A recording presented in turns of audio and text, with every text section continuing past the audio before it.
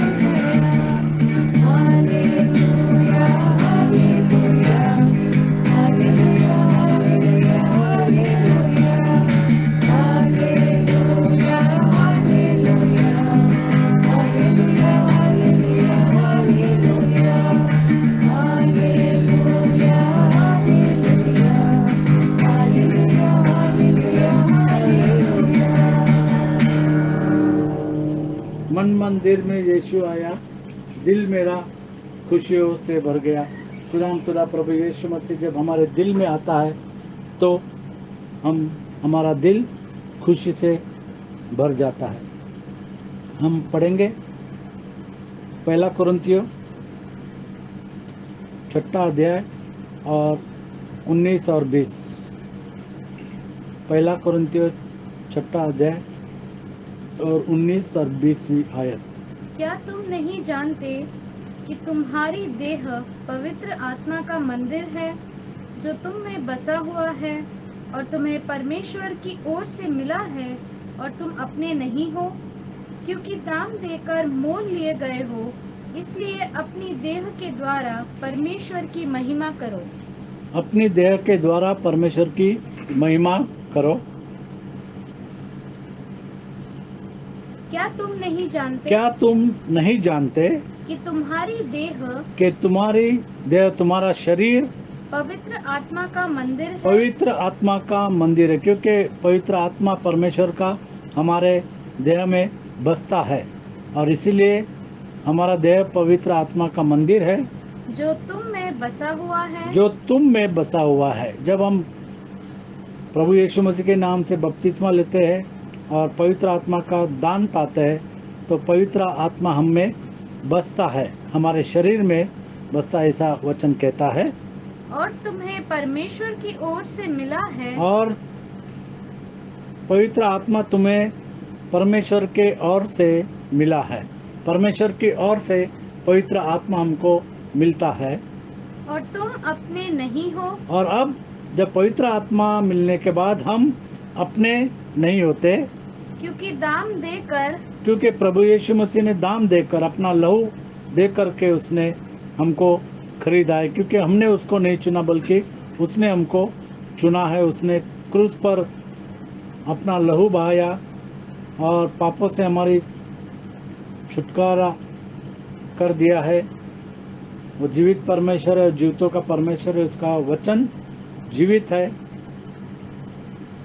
और वो परमेश्वर प्रभु यीशु मसीह उसने हमको खरीदा है, मोल लिया है।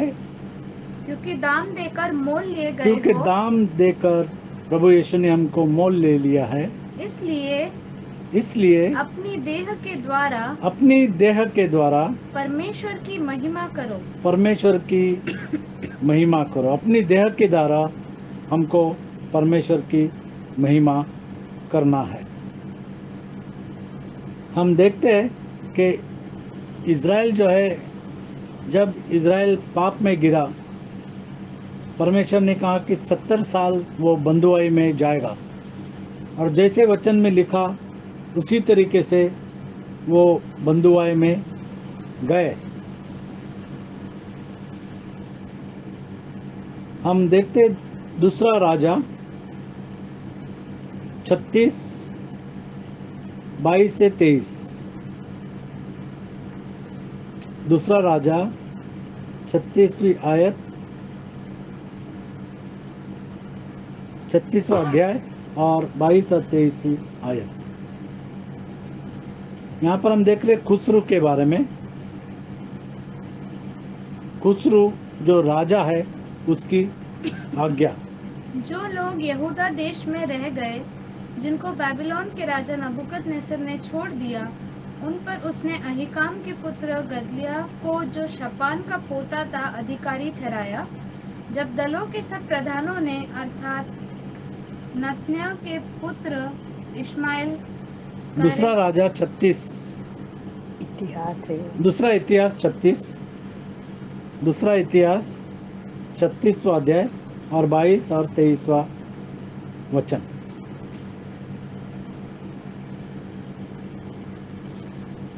दूसरा इतिहास 36वां अध्याय और 22 और 23वीं आयत। 36,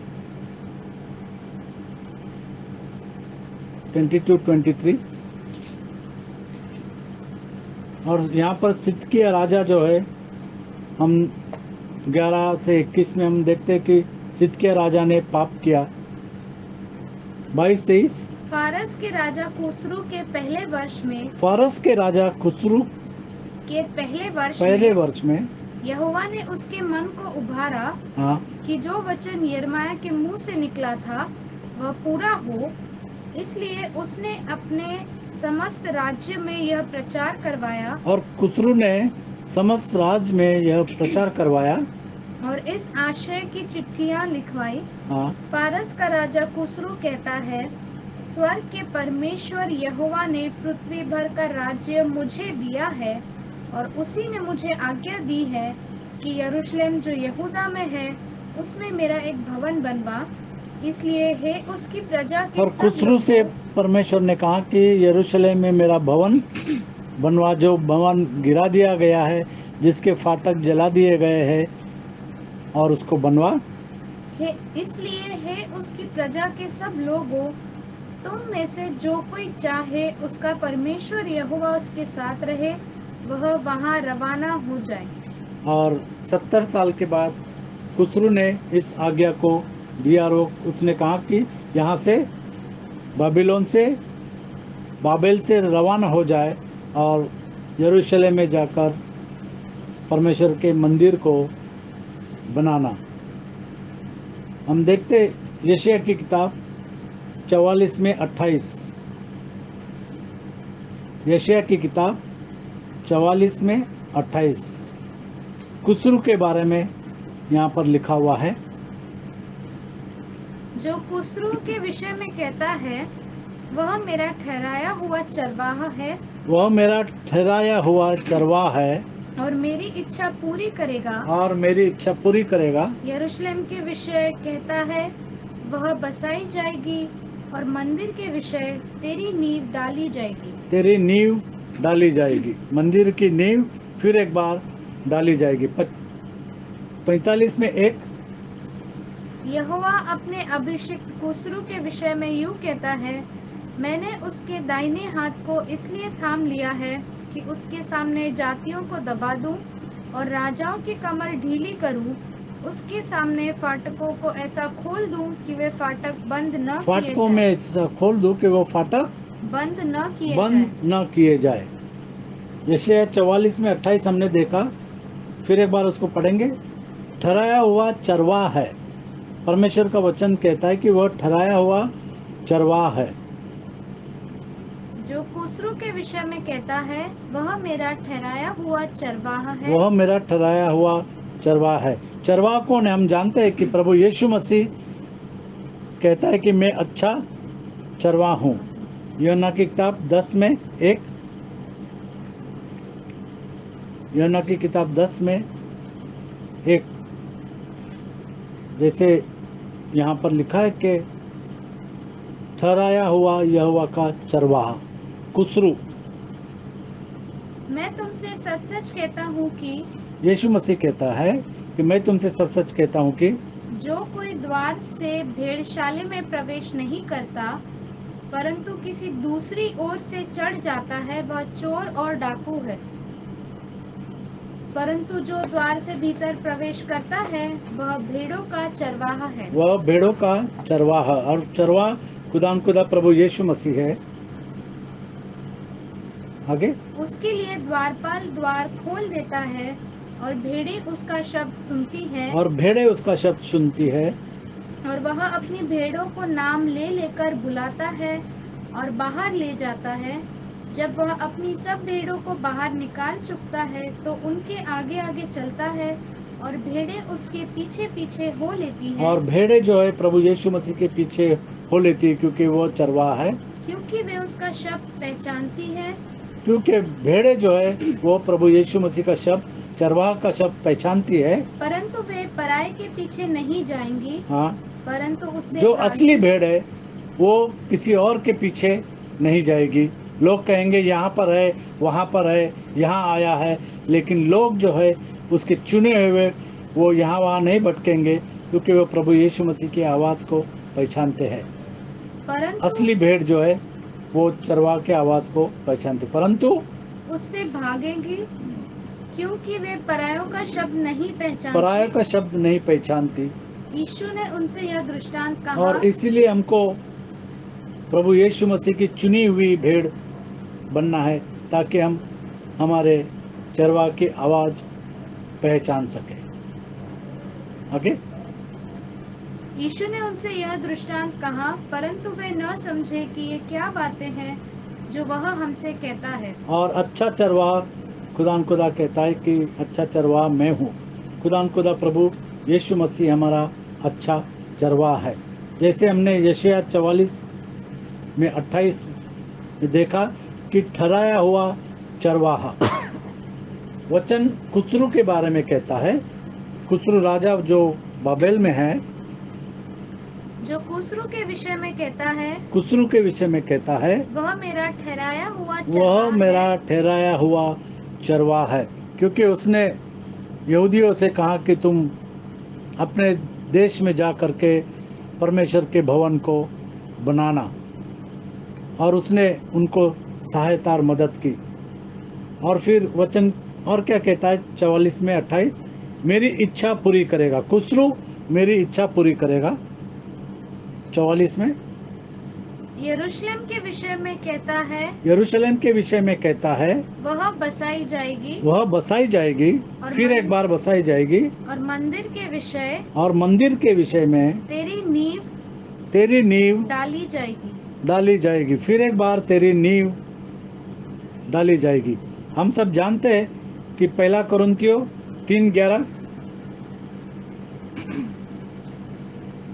जो नींव डल चुकी है और कोई दूसरी नींव नहीं डाल सकता, और वो नींव है खुदा प्रभु यीशु मसीह।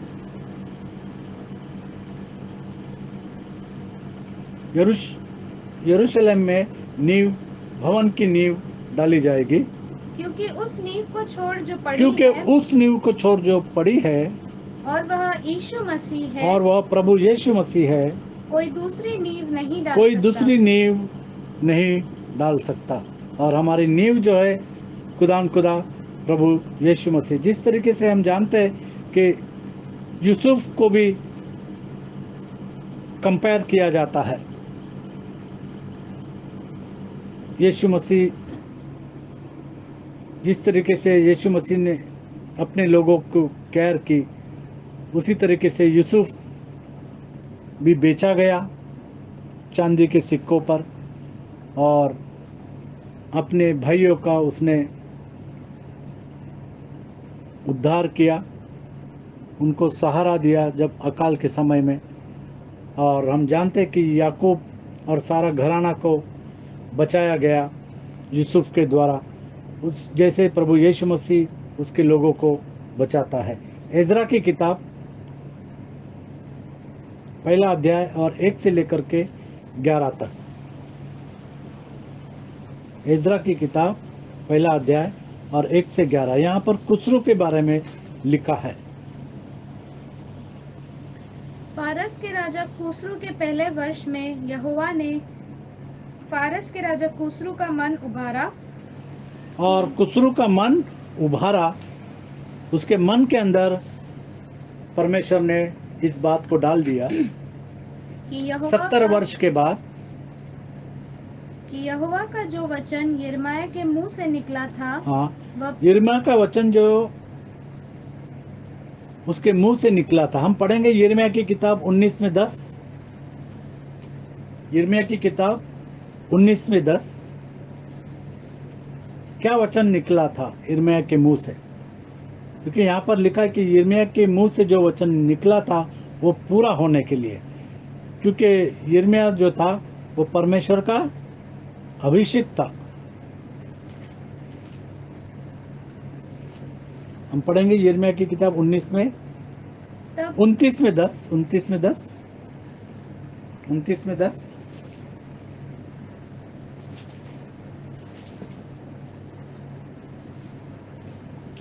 29:10।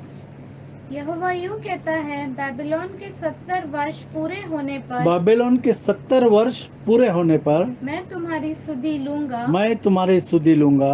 और अपना यह मन भावना वचन हाँ, कि मैं तुम्हें इस स्थान में लौटा ले आऊंगा मैं यरूशलेम में तुम्हें लौटा ले आऊंगा, पूरा करूंगा। उसको पूरा करूंगा। और ये वचन यिर्मयाह ने परमेश्वर का वचन सुनाया था। अभी हम जाएंगे एजरा 1:1। जो यिर्मयाह ने वचन कहा था वो वचन पूरा होने के लिए परमेश्वर ने खुसरू के मन में इस बात को डाल दिया। एजरा यहोवा का जो वचन यिर्मयाह के मुंह से निकला था वह पूरा हो जाए, इसलिए उसने अपने समस्त राज्य में यह प्रचार करवाया और खुसरू ने समस्त राज्य में यह प्रचार करवाया और लिखवा भी दिया। फारस का राजा खुसरू यूं कहता है, स्वर्ग के परमेश्वर यहोवा ने पृथ्वी भर का राज्य मुझे दिया है और उसने मुझे आज्ञा दी है कि यहूदा के यरूशलेम में मेरा एक भवन बनवा। उसकी समस्त प्रजा के लोगों में से तुम्हारे मध्य जो कोई हो, उसका परमेश्वर उसके साथ रहे। वह यहूदा के यरूशलेम को जाकर इज़राइल के परमेश्वर यहोवा का भवन बनाए। जो यरूशलेम में है वही परमेश्वर है।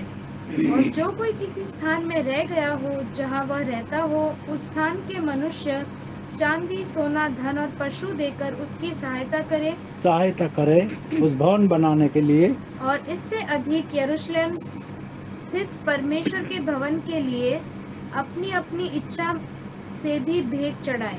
और हम जानते हैं कि किस तरीके से एजरा ने और नेहमायाह ने उस टूटे हुए भवन को बना दिया, उस दीवार को बना दिया, जले हुए फाटक को रिप्लेस कर दिया। तब यहूदा और बिन्यामीन के जितने पितरों के घरानों के मुख्य पुरुषों और याजकों और लेवियों का मन परमेश्वर ने उभारा था कि जाकर यरूशलेम में यहोवा के भवन को बनाए, जाकर यरूशलेम में यहोवा के भवन को बनाए, वे सब उठ खड़े हुए और वे सब उठ खड़े हुए, और उनके आसपास सब रहने वालों ने चांदी के पात्र, सोना, धन, पशु और अनमोल वस्तुएं देकर उनकी सहायता की। और उन सबसे अधिक था यह उन सबसे अधिक था जो लोगों ने अपनी अपनी इच्छा से दिया। फिर यहोवा के भवन के जो पात्र नबूकदनेस्सर ने यरूशलेम से निकालकर अपने देवता के भवन में रखे थे, उनको कुस्रू राजा ने मित्रदात खजांची से निकलवा कर यहूदियों के शेषबसर नामक प्रधान को गिनकर सौंप दिया। वो जो बर्तन जो थे उसने निकाल करके उनको सौंप दिया। उनकी गिनती यह थी, अर्थात सोने के 30, क्योंकि परमेश्वर कहता है कि यह मेरा चुना हुआ बर्तन है। हम सब परमेश्वर के चुने हुए बर्तन, कोई छोटा कोई बड़ा, कोई लकड़ी का, कोई तांबे का, कोई पीतल का, कोई सिल्वर का, कोई सोने का, और इस तरीके से परमेश्वर हर एक को इस्तेमाल करता है, क्योंकि हर एक जन परमेश्वर के भवन में चुने हुए बर्तन है। और यहाँ पर हम देख रहे कि उसने सब बर्तनों को वहाँ से निकाल दिया और इजराइलियों को दे दिया और कहा कि इसको यरूशलेम के भवन के अंदर रख देना। उनकी गिनती यह थी, अर्थात सोने के 30 और चांदी के 1000 परात और 29 छुरी, सोने के 30 और मध्यम प्रकार की चांदी के 410 हर एक कटोरे प्रकार का बर्तन तथा अन्य प्रकार के पात्र 1000। सोने चांदी के पात्र सब मिलाकर 5400 थे। इन सबों को शेषबसर उस समय ले आया जब बंदी बेबीलोन से यरूशलेम को आए। जब बंदी बेबीलोन से यरूशलेम को आए और उन्होंने एजरा ने और नेहमाया में हम लिखी हुई बातों को पढ़ते हैं कि उन्होंने परमेश्वर के भवन को बना दिया। जैसे हमने वचन में पढ़ा कि फाटक को 45:1 क्या पढ़ा है हमने? यशायाह की किताब 45 में 1, यहोवा अपने अभिषिक्त कुस्रू के विषय यूं कहता है, मैंने उसके दाहिने हाथ को इसलिए थाम लिया है कि उसके सामने जातियों को दबा दूं और राजा दाहिने हाथ को थाम लिया। जैसे हम जानते हैं कि प्रभु यीशु मसीह मरकुस 16 में 19 मरकुस 16 में 19 खुदा प्रभु यीशु मसीह दाहिने हाथ जा करके बैठा जब उसने सब कुछ पूरा कर दिया। मरकुस 16 में 19। प्रभु यीशु उनसे बातें करने के बाद स्वर्ग पर उठा लिया गया और परमेश्वर की दाहिनी ओर बैठ गया। और परमेश्वर के दाहिने ओर बैठ गया। आगे और उन्होंने निकलकर हर जगह प्रचार किया और प्रभु उनके साथ साथ काम करता रहा और उन चिन्हों के द्वारा जो साथ साथ होते थे वचन को दृढ़ करता रहा। वचन को दृढ़ करता था। यशायाह 45 में 1 कुस्रू दाहिने हाथ, उसका दाहिना हाथ जो है, यहोवा अपने अभिषिक्त कुस्रू के विषय यूं कहता है, मैंने उसके दाहिने हाथ को इसलिए थाम लिया है कि उसके सामने जातियों को दबा दूं और राजाओं की कमर ढीली करूं, उनके सामने फाटकों को ऐसा खोल दूं, क्योंकि खुदा प्रभु यीशु मसीह ने उद्धार के फाटक को खोल दिया है। हम जानते हैं प्रेरितों के काम 4 में 12, स्वर्ग के नीचे मनुष्य के बीच आकाश के नीचे कोई दूसरा नाम नहीं जिस नाम में उद्धार है, और उद्धार का फाटक प्रभु यीशु मसीह ने खोल दिया है सभी के लिए। किसी दूसरे के द्वारा उद्धार नहीं, क्योंकि स्वर्ग के नीचे मनुष्यों में और कोई दूसरा नाम नहीं दिया गया जिसके द्वारा हम उद्धार पा सके। रेवलेशन प्रकाशित वाक्य 22वां अध्याय और 11 से 14। प्रकाशित वाक्य 22वां अध्याय और 11 से लेकर के 14 तक। खुदा प्रभु यीशु मसीह हमारा अच्छा चरवाहा है, हम उसकी भेड़ है और उसकी भेड़ उसके आवाज़ को सुनती है। जो अन्याय करता है वह अन्याय ही करता रहे, जो मलिन है वह मलिन बना रहे, और जो धर्मी है वह धर्मी बना रहे, और जो पवित्र है वह पवित्र बना रहे। देख, मैं शीघ्र आने वाला हूँ, प्रभु यीशु मसीह कहता है कि देख मैं शीघ्र आने वाला हूँ, और हर एक के काम के अनुसार बदला देने के लिए प्रतिफल मेरे पास है। मैं अल्फा और ओमेगा, पहला और अंतिम, आदि और अंत हूँ।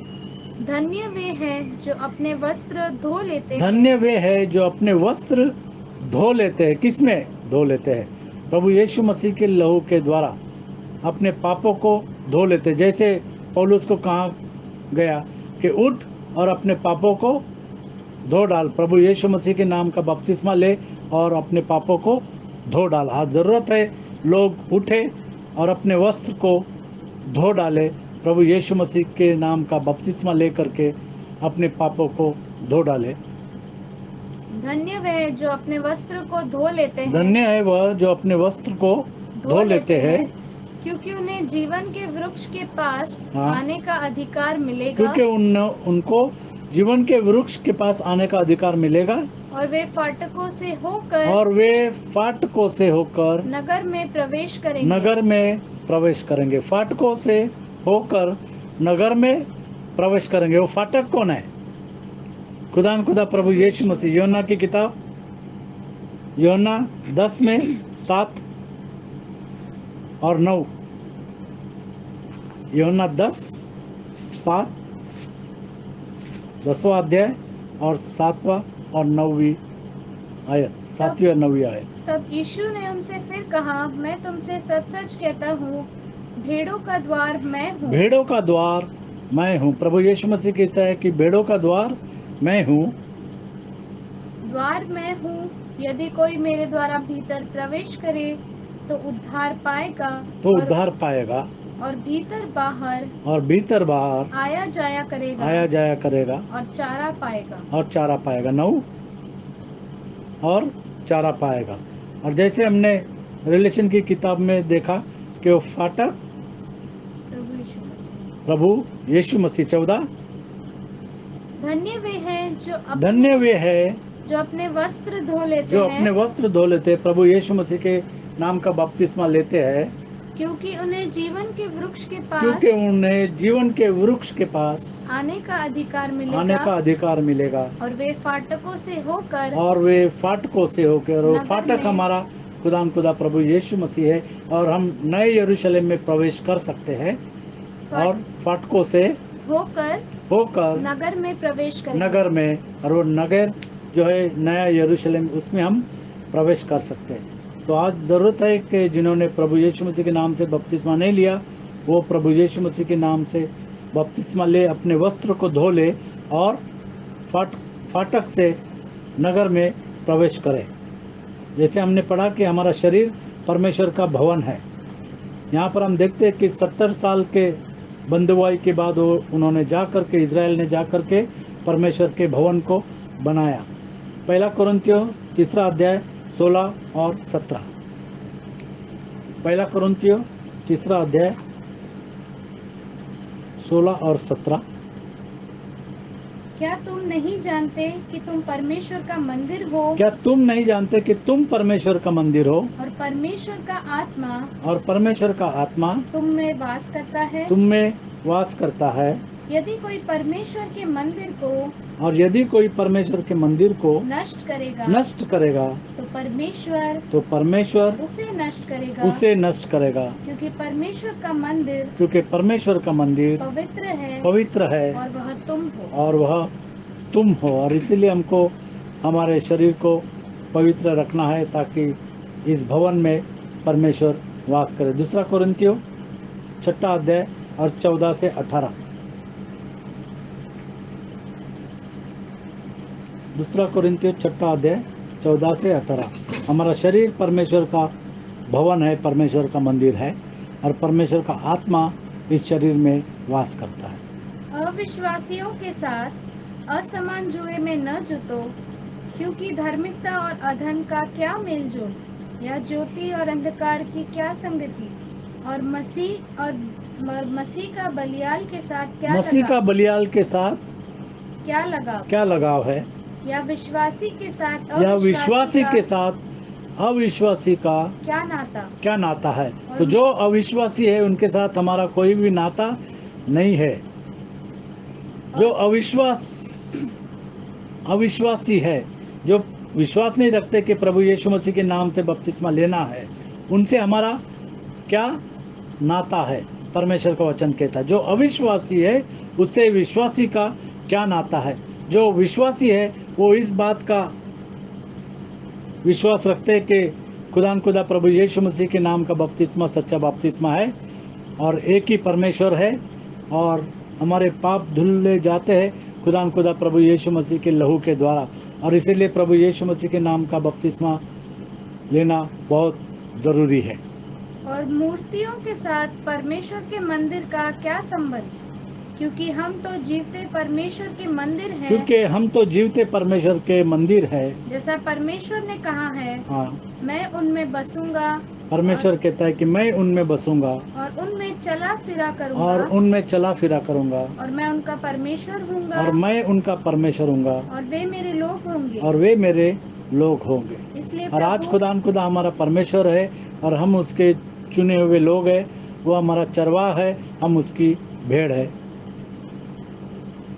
इसलिए प्रभु कहता है, उनके बीच में से निकलो और अलग रहो, उनके बीच में से निकलो और अलग रहो, और अशुद्ध वस्तु को मत छुओ, और अशुद्ध वस्तुओं को मत छुओ, तो मैं तुम्हें ग्रहण करूंगा। तो मैं तुम्हें ग्रहण करूंगा। तो अगर हम चाहते कि परमेश्वर हमको ग्रहण करे, खुदा प्रभु यीशु मसीह हमको ग्रहण करे, तो ज़रूरत है कि हम प्रभु यीशु मसीह के नाम का बपतिस्मा ले और पवित्र आत्मा का बपतिस्मा ले।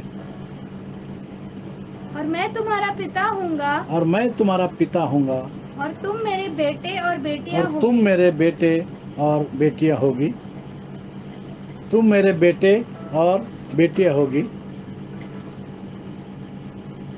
यह सर्वशक्तिमान प्रभु परमेश्वर का वचन है। तो जिन्होंने प्रभु यीशु मसीह के नाम का बपतिस्मा नहीं लिया, उनको ज़रूरत है कि वो प्रभु यीशु मसीह के नाम का बपतिस्मा ले, ताकि वो उस नगर में प्रवेश कर सके।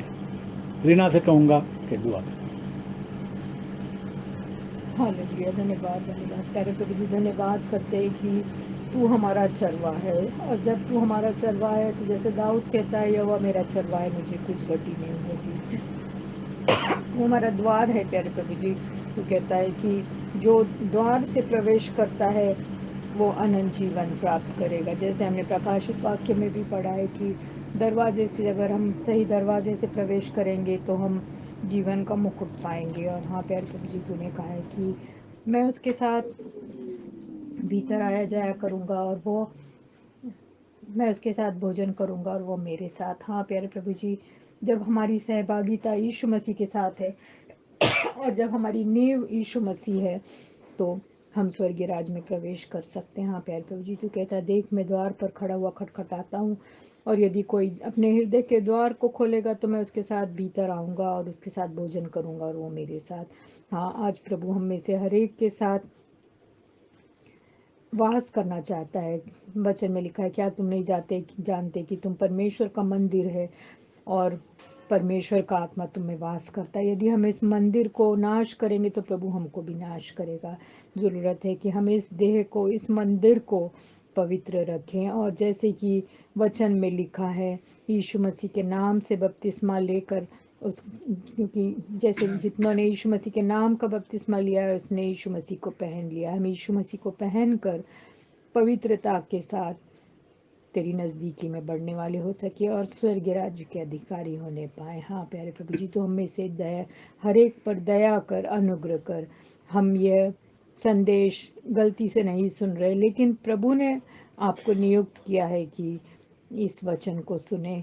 हाँ, प्रभु चाहता है कि हम अपने हृदयों को कठोर न करें, परंतु इस सत्य के वचन को ग्रहण करके परमेश्वर के पीछे आत्मा और सच्चाई से चलने वाले हो सके। हर एक सुनने वाले को आशीषित कर, और होने दे कि वचन उनके हृदय से बोले और बातचीत करे और वे उस पर चलने वाले बन सके। हाँ प्यारे प्रभु जी, हर एक भाई बहन पर अपना अनुग्रह कर, हर एक को अपने खून में छुपा के रख, अपनी आशीषों से तू भर दे। आज तक तूने हमको संभाला, आगे भी संभालेगा, तेरा धन्यवाद करते। होने दे कि हम अंत तक विश्वास योग्य रहें और तेरे वचन की सच्चाई को दृढ़ता से थामे रहने वाले हो सके। सारी आशीषों के लिए और तेरे सुंदर वचन के लिए तेरा धन्यवाद करते हुए प्यारे प्रभु जी, अपने आप को और हर एक भाई बहन को जो इस वचन को सुन रहे हैं तेरे रक्षाकारी हाथ में सौंपते हुए इस छोटी सी विनती को यीशु मसीह के मीठे, पवित्र और शक्तिशाली नाम में मांगती हूँ, सुन और ग्रहण कर। आमीन। आमीन। प्रभु यीशु मसीह कहता है कि मैं पवित्र हूँ, तुम भी पवित्र बनो, और हमारा शरीर परमेश्वर का भवन है, उसको पवित्र रखने की ज़रूरत है। खुदा आपको आशीषित करे।